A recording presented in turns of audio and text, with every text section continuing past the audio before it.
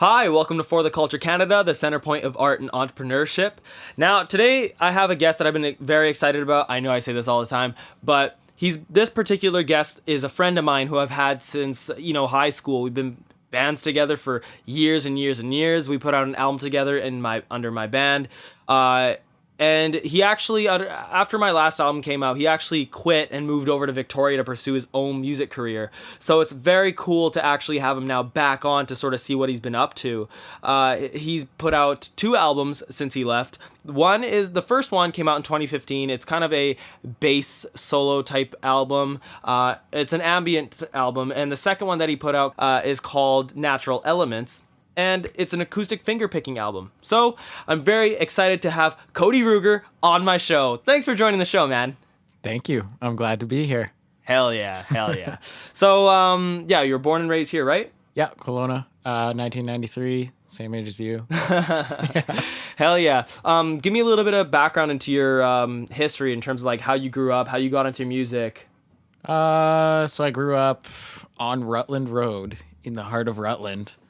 Wasn't super into music for like the early years of my life, but I remember there was a point where I would like record songs off the radio with like my CD player that had like it had a tape deck in it, and I could like record on there. So I'd make my own like mixtapes just off songs I liked on the radio. And then I just kept kind of expanding my music horizons and eventually asked for a guitar for Christmas one year and got a guitar for Christmas. So I started playing it, didn't really play it for the first couple of years. And then, how old were you? It was 10, I think. Oh, okay. Yeah. I learned like One by Metallica, Seven Nation Army. Yeah, the classics. Water, the classics, yeah. And then, like middle school rolled around, and this is actually kind of a interesting little tidbit. So I took band in middle school, and I was signed up to play the trumpet because my dad had an old trumpet. Oh, okay. And then there was an open spot for bass guitar, and I was like, that sounds a lot cooler. So I'm like, why don't I switch to that? I was like, my parents will kill me because they're gonna have to buy me another guitar. And then like the teacher's like, does anyone want to take bass guitar? And I was kind of just like, yeah, fuck it. And I put up my hand, and so that's when I started the bass journey. And that's really when I started actually getting into music, was then. Right. Okay. And were you all that like really into playing the bass at first, or was it just sort of like something that you did for school for the time being? Honestly, yeah, it was just something I did for school. And like we'd hang out in the band room at Spring Valley and like jam. Yeah. During lunch and whatever. And yeah, like I actually practiced the songs at home like quite a lot just so that I didn't suck. Yeah. Yeah. And yeah, I liked it, and I just kept playing it and kept learning. And remember when I first learned to slap on the bass? Ooh, dude. That was fun. Yeah. Good times. I know what all you listeners are thinking right now. I'm not saying it. Anyway, so when I met you was in about grade 10 at Rutland Senior. Yeah. And at that point, as far as I was concerned, you were already a bassist. And we had also met our friend Riley Holtum, who then started playing the drums. Yeah. And we ended up creating this band that people thought was just just like our names, right? We were called DRC. They just thought it was Deepak Riley Cody, but it was actually Dark Red Cunt. And we were like this psychedelic jam band, and we never played any shows. We literally just like played in Riley's basement. We played one show. We did? One show, the talent show at RSS. Oh, yeah, right. And then that kid came up after at the end and told us we sucked. Yeah, he was like, you guys suck. And I'm like, oh, man. I was actually like so cheesed by that. But yeah, who does that? I mean, it's fun, though. It doesn't matter. I know who it is. I know what the guy's name is. And I actually met him like years and years later. He totally forgot about who I was. Probably because I look so different now compared to then. Yeah. And he's like, yo, man, it is great to meet you and blah, blah, blah. But it's always been in the back of my head. Anyway, okay, so we moved on to that, and then we graduated high school after like jamming and shit. We made an album. I made an album called Summer 16, which you were part of the bass. You played the bass tracks on. Yeah. And that actually did like decently well. Like one of the songs ended up getting on the radio, so that was pretty cool. That was 2016, and then after that, after the summer, we played a show with, I think, the Sylvia Platters. We played the Yes. show with the Sylvia Platters, the one. and then we went to get pizza at Denenzi's Pizza, and that was officially the last show Yeah. that we played together, and that was the final form of our iteration of what Glow BC was at the time. Yeah. And then you went on to move to Victoria. What was your initial reason for moving to Victoria anyway? I got accepted to school there. Oh, right. Yeah. Cool. And you went to go study... I was studying environmental studies and geography. Ah, Yeah. right. Very cool. And then was it like premeditated that you wanted to? Oh wait, no, actually, before I get into that, around that time, like July 1st, 2015, you put out templates, right? Yeah, emotional templates. I think I'd been working on that for a while. Like up to at least the year prior to that. And Really? That was kind of my first experience with using a DAW and recording and stuff like that. Yeah. So I wrote all of the songs on that on my acoustic bass guitar, kind of an Ibanez. You've seen it, the Yeah, Ibanez mahogany 5-string bass acoustic. Yeah. And like I tried to record it DI with that, but it just sounded like shit. So I ended up using my actual electric bass to do the recording for that. Yeah. No mixing and mastering. Like I think I did a little bit of equalization on it, and that was kind of it. Like it's full of mistakes and everything, but it was fun. Like it was my first experience doing the recording and mixing and mastering, and Yeah. probably what got me hooked on it. I think I was using. You showed me like a free version of Cubase or whatever back then. Yeah. Yeah, I used to use that. Cubase at the Yeah. time, yeah. Yeah, I did it with that. Crazy. So, yo, that was such a quiet release because, like, when I put out my album, it was like sort of like, hey, here it is, like shoved it out to as many people as I could. And then with you, I didn't even know that you did that. I didn't literally know until I started doing research on your shit. I was like, what? Cody released an album before I put out mine? Was it before? Yeah, mine came out in September 15, 2016. And then, oh wait, no, never mind. I got the years mixed up. Never mind. Yeah, you put yours out in 2015. Yeah. And then, yeah, okay. But it's still quiet though. Like, I had no idea. Like, we were still jamming around then. Yeah, I remember I showed you a couple of the songs when we were jamming. You're like, oh, that's cool. But I don't think I said anything about actually like Releasing it. Yeah. Yeah. That's crazy. And you have like crystalline structures, gloom in the midst of memories, peppermint tea, templates, and the strong one. So is there any sort of like theme that you wanted to sort of come across with the names of those? Or is it just sort of like whatever seemed to like come to your head? Honestly, it's kind of whatever came to my head. Like the album name kind of gives the theme of the album. Yeah. It's emotional templates. All the songs I write, even still to this day, they're just, I honestly don't know what they're about until after I've written them and kind of think about it a bit. Yeah. It's usually just kind of what I'm dealing with emotionally at the time. For that one, there's a couple of like family members that had passed away and kind of just reminiscing on past events and things like that. Yeah. Peppermint tea was that was about a party that I hosted. Oh, really? Then. Yeah. Tell me about it. No. Why? Won't get into that right now. Okay. All right. No worries. It was wild. It was fun. Oh, okay. I'm just so like, who brings peppermint tea to a party? I want to know what the connection there was, but all right. No worries. It was a tea party. Oh, okay. All right. Yeah. So when it came to like that whole thing, it was very DIY, that project that you had. Oh yeah, 100%. Yeah. Yeah. And you still actually continue that with your new album. So let's see, you move into Victoria, and then how long did you start? How quickly did you start working on Natural Elements? I had actually been working on it before I left Victoria. Oh, really? Yeah. Oh, I was because I wrote the bass album and I released it not knowing anything about marketing or promoting or like providing my music to people. So I just kind of like put it out there and was like, here, world, deal with it.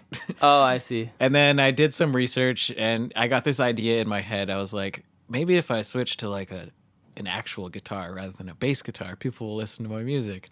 So that's when I went on Castnet and bought like an old classical guitar and just started playing around with that thing. Yeah. I think what was the first song? I learned Guaranteed by Eddie Vedder.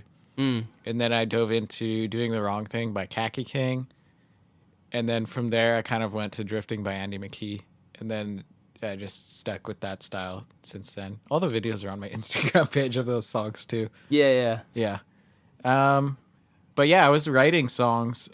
There's one song that I wrote back then, Crater Lake, that I wrote before I left Kelowna. Yeah. And this is kind of a cool song actually, because the only time this has ever happened to me is I was dreaming and I heard this, like the song, the intro to the song I heard in my dream. What? And I woke up and I just picked up my guitar and like figured it out. I'm like, damn, I got to make that into a full song. So I just kind of kept going with it. Damn, that's crazy. So Crater Lake was one of the first songs you had written for it?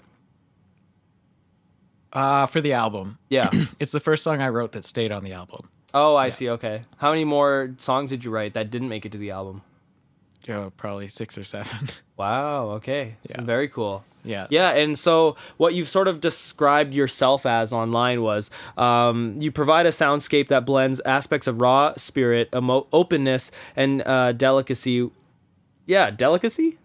Okay. Yeah. Delicacy with dark Not undercurrents. like food delicacy, but like, you know how some things are like delicate? Oh, okay. Yeah. I see. With dark undercurrents, thought provocation, and emotional vulnerability. When it came to all that, I think you really do hear that in your music. You know, with especially sort of like the darker sort of tone in the guitars, and also just the album cover that you sort of like chose for it. Everything that you work with is in the forest, and it does provide a lot of that sort of feeling. Now, another thing that you say is that your ultimate goal in music is to translate inner emotional state to an auditory experience. Now, what is that emotional state that you want to try to get across? It varies. Okay. So like I was saying about how I write my songs based on whatever I'm dealing with emotionally at the time, it's kind of that. Like, I like to think of my songs usually when they start, I'm going through some shit, right? Yeah. And then most of the time, by the end of the song, I've kind of dealt with and processed and moved through that shit. Yeah. And so that's usually when the song will finish, because I'm like, well, all right, I'm kind of done with that part of my life, so it's time to move on to a new song. And yeah, it's just that, like, providing that what's going on in me in sound form. I've always found it easier to express myself through guitar than through words and stuff. Yeah, it's just communicating another way that Yeah. words can't necessarily come across. Yeah, exactly. Yeah, it's very cool. I really like that. Thanks. And in terms of like the aesthetic of everything, you know, the forest, nature, wood, you know, all that type of stuff, where did that come from? I like the outdoors. Oh yeah, that's a fair way to put it. Yeah. Yeah. So yeah, a lot of it, like, what's my track list from that album? So the first album was completely unrelated to any of the foresty type themed stuff. Yeah. The Natural Elements album, a lot of it, so like I said, dealing with an emotional thing. And then there's usually an event around that time. Like, I went for a hike or something. Like, the one song called Charcoal Forest, I went on a hike through like Okanagan Mountain Park. Yeah. And like the trees are all still charcoal and burnt and stuff from the forest fire. It was 2001, I think. 2003? Yeah, maybe? around there. Yeah. And so that song, like, in reality is about like the loss of a family member, but I don't want to name it the loss of a family member. So I was like, okay, like around the time I was writing the song, I went for that hike through the forest and was like thinking about all this stuff and processing. So I was like, why don't I just name it Charcoal Forest? And then I just kind of kept doing that with more and more songs. Oh, okay. And yeah, it turned into the nature theme. Oh, very cool. Okay. And it's like, I kind of like it like that too. You know, it suits you. Yeah. You know, because you do give off sort of like a mountain man vibe, right? So Is it the beard? a little bit of the beard, yeah, and the long hair and everything, but it's very you though, you know, Yeah. like, I like it. Cool. I like it a lot. Yeah, I'm just looking forward to your fall fashion wear when you're wearing the lumberjack outfit and like the Just wait. and the suspenders and everything. Comes maybe not the suspenders, but the plaid gets broken out at least once a year. Hell yeah. Hell yeah. Okay, very cool. So, Natural Elements came out September 19th, 2017. So the 1-year anniversary of that is coming up fairly soon. Are you going to do like any sort of shows or anything for it at all? No. No? Oh, okay. There might be something special for like a 1-year anniversary, but we'll see about that. Yeah. Oh, yeah. Okay, cool. And I wanted to just sort of ask you and get into a little bit of the Mighty Spec Records. Yes. So what's up with that? Are you signed?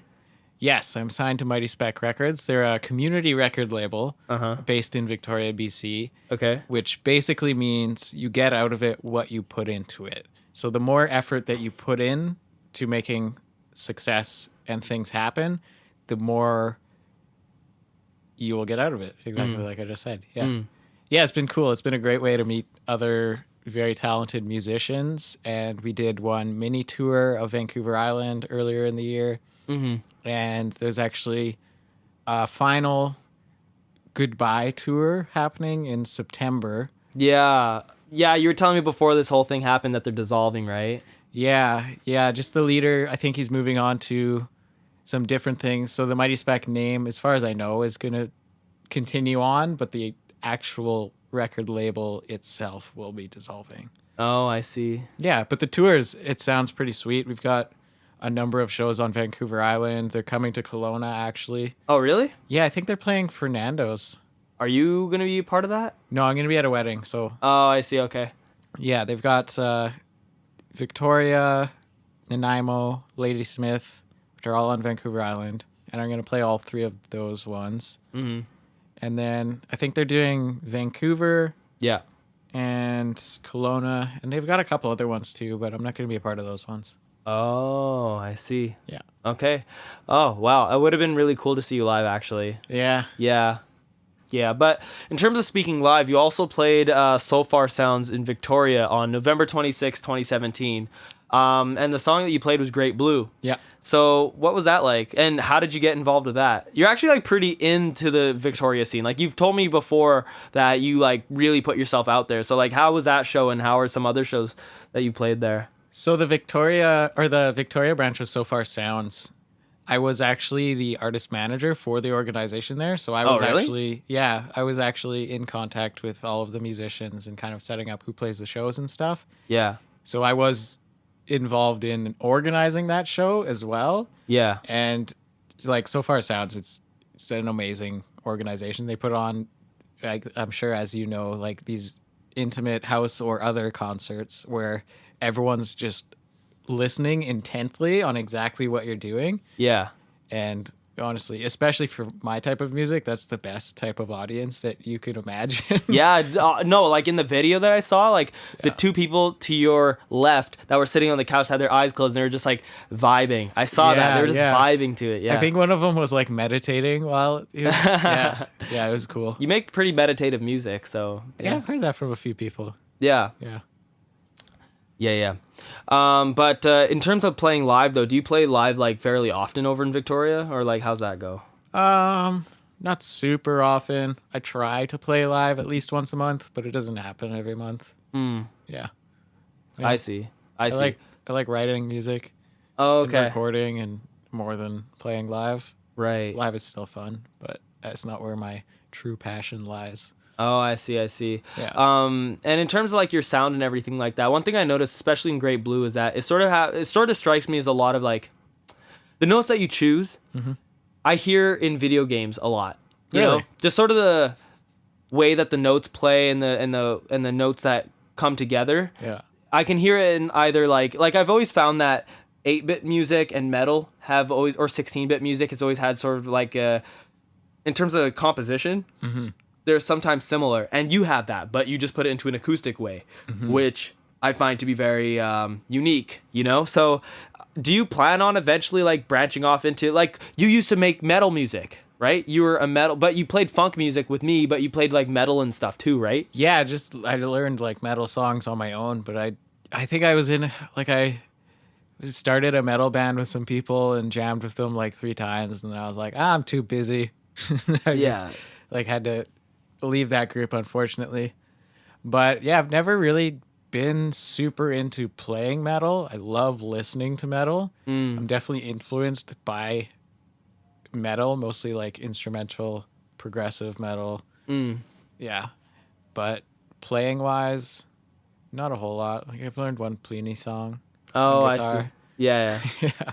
That's fair. Yeah. So, okay. You told me that you actually had your music featured in a video game.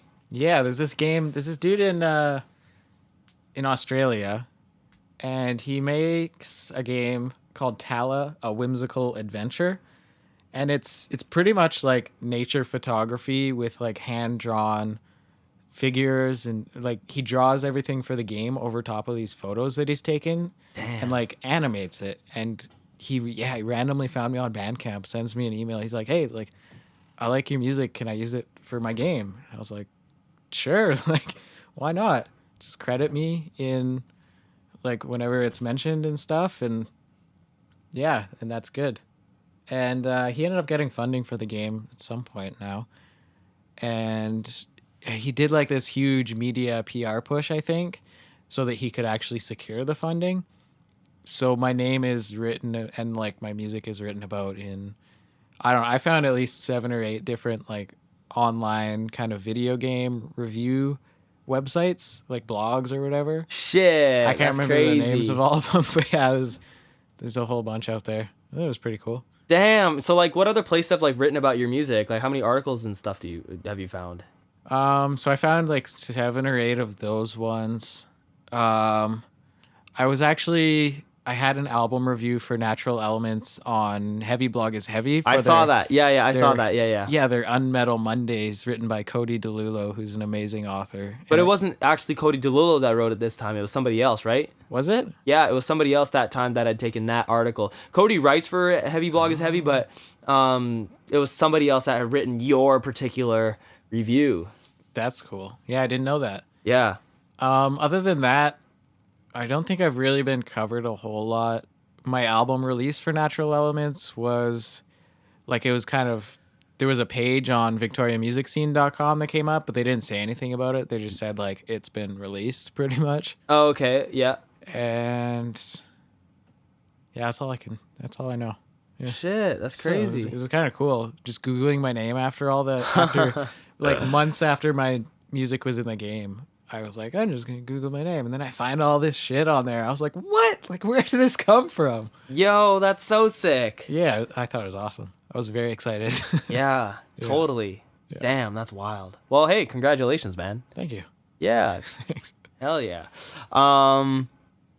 So you've had a few articles written about you. You had a video game written about you. That's freaking sick, man. Congratulations. Yeah. Yeah, the video game. Hopefully I'll end up writing more music for him too. Yeah, I hope so. Yeah. Has he reached out to you recently at all? No, I haven't talked to him for a little while, so I'm not sure what's going on. I should do that though. Yeah, I think you should definitely do that. Do you plan on eventually branching off into more than what is just like acoustic fingerstyle picking at all? Yeah. Well, I have already a little bit. Yeah, really? What have you done? Well, I've released a few songs. I think most of them I've like took away from on the privacy settings on SoundCloud. Right. So I have a secret SoundCloud page. Oh yeah, called, because while I was doing my research, I didn't see anything of that. Yeah. All I saw was know. your Bandcamp, and that's it. I know. Yeah. So I released it under a completely different name. Yeah. Called Trees Are Teachers, and it's kind of my ambient music project. Oh, I see. And I just have one song up there right now. I like it though. I go listen to it every once in a while. Oh, very cool. Like 80 plays or something like that. Damn, that's pretty good. Yeah, SoundCloud. Yeah. Yeah. What do you have planned coming up right now? Like, are you working on a new album right now? Yes. So my current album, unnamed as of yet, no release date set. All the songs are written. 3/4 of the songs are recorded. One of the songs is mixed and mastered. Yeah, I'm just kind of going at my own pace with it. I don't want to rush it. If I put a date on it, then I'll procrastinate, like I said earlier. Oh yeah, I'll yeah. procrastinate, and it won't come out as nicely as I will hope. But I'm hoping for like fall. Yeah. Fall time. Yeah. Well, I mean, like fall is definitely like your scene. Yeah. You know? Yeah. I like fall time. Yeah. Yeah. But it's gonna be nature themed again. Oh, is it? Yeah. Yeah. Is that something that you always want to keep going with your fingerstyle music? With fingerstyle, maybe. Yeah. Yeah.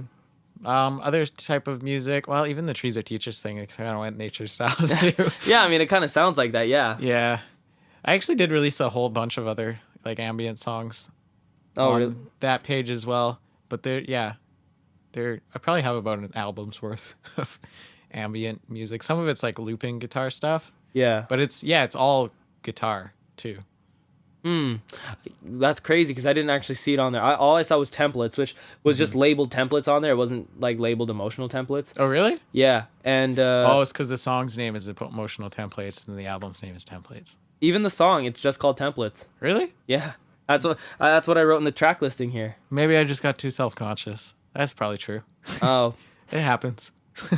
but okay, so man, that's crazy. I'm gonna look into that a little more because I want to look up your SoundCloud page because I haven't heard any news of any ambient music coming from you at all. It's been very quiet.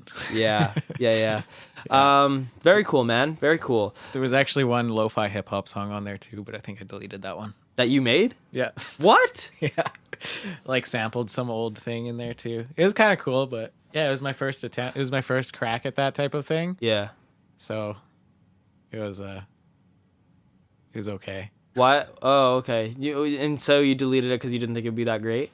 Yeah, it wasn't that great. Oh, I see. Yeah. Okay. That's very cool. Do you plan on like releasing anything else alongside your music, like merch or anything like that? Do you have any upcoming show dates that you're going to be playing? I'm playing tomorrow night Oh, in well, Vernon. so This might not be out by then. this episode will be definitely like out, but your show obviously will be already been played. Yeah. Okay, cool. Where are you playing? Playing in Vernon at 9:40, 8:40. I don't know. I'm playing in Vernon Saturday night at a festival called Riot on the Roof. It's like a local arts festival. Supports local artists type thing. Yeah. Yeah, it's Hell pretty yeah. cool. Super cool. Other shows, I have a bunch in September that can be found on my Facebook page. I see. I don't remember the exact dates, Okay. but yeah, all of them are on Vancouver Island. Oh, I see. They're just part of that tour that Mighty Spec is hosting. Oh, yeah. Okay. Yeah, and other shows, they kind of pop up when they pop up, right? Right. Yeah. Yeah. I'm not really planning anything huge for that. Right. I'm going to be digging pretty deep into the finishing my current album. So that's going to keep me pretty busy until fall sometime. And then once that's finished, honestly, once that's finished, I'm probably going to start doing videos for those songs too. Oh, really? Yeah. Well, so yeah, you were actually saying to me before the whole podcast started that you wanted to record some in the forest. Yes. So all of my current videos that I've put out, which I have almost all of my first album, Natural Elements, there's almost a video, like a playthrough video for every single song on there, Yeah. except for Great Blue, I think is the last one that I need to do. Well, you have a live performance of it, so Yeah, exactly. good enough. That's kind of why but the audio on that, I hadn't taught myself how to like properly mix and master, so it was not as good as it could be. Yeah. And I think I'm still gonna redo that one, just with the close up thing of like the hands and fretboard type thing. Yeah. 'Cause I actually did a poll on Facebook a while ago. Oh, did you end up seeing that back then? Probably. I've seen a lot of stuff from you. Yeah. You post a lot, man. Yeah. Well, I don't spam. Yeah. It's like a video every 2 weeks or so. Mm-hmm. Instagram posts. Instagram's kind of funny because I'll just like write a riff and then be like, oh, this is kind of cool, and then like record it on my phone and pop it on Instagram just so I don't forget it. Yeah. Yeah. But yeah, the videos thing. I'm gonna do the Great Blue video. And I might time that around the 1 year release, but I might do it sooner. I'll probably do it sooner. Yeah. Yeah. Who knows? And then yeah, videos for the new ones will start up relatively soon after I release it. Maybe I'll do like one or two before I release it, just to kind of build the hype. Yeah. You know? Hell yeah. Yeah. I'd like to see that. For Yeah. Sure. Yeah, same. But I got this new pickup system by K&K Sound, the Trinity Pro Yeah, I saw that. pickup. Yeah, I was showing you earlier. Yeah. And it's definitely improved the audio quality of the videos I've been making. Yeah. Yeah, it's been very nice. Yeah, it looks crazy. Like, it's so weird looking, but it looks good. Yeah, it's literally like the three transducers underneath the bridge, and then there's actually like a condenser, like a miniature condenser microphone in the sound hole. Yeah. Yeah. Yeah. when I first saw it, I was like, what the hell is that, man? Yeah. What's Yeah. that silver thing in there? Yeah. Oh, yeah. This is my new pickup. Yeah. Very cool. By the way, since that you are an artist manager. Was. Oh, you were? Yeah. Did you play with other people at all? Did you like create bands? No, not while I was, no.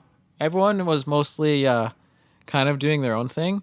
The whole kind of idea behind So Far Sounds was to get people who are serious about what they're doing and give them a platform to spread their music to people who will actually care and listen to it and like want to support them. Yeah. So that's why, like, so far it was all secret locations for every single show, and the locations weren't revealed until the day before the show happened.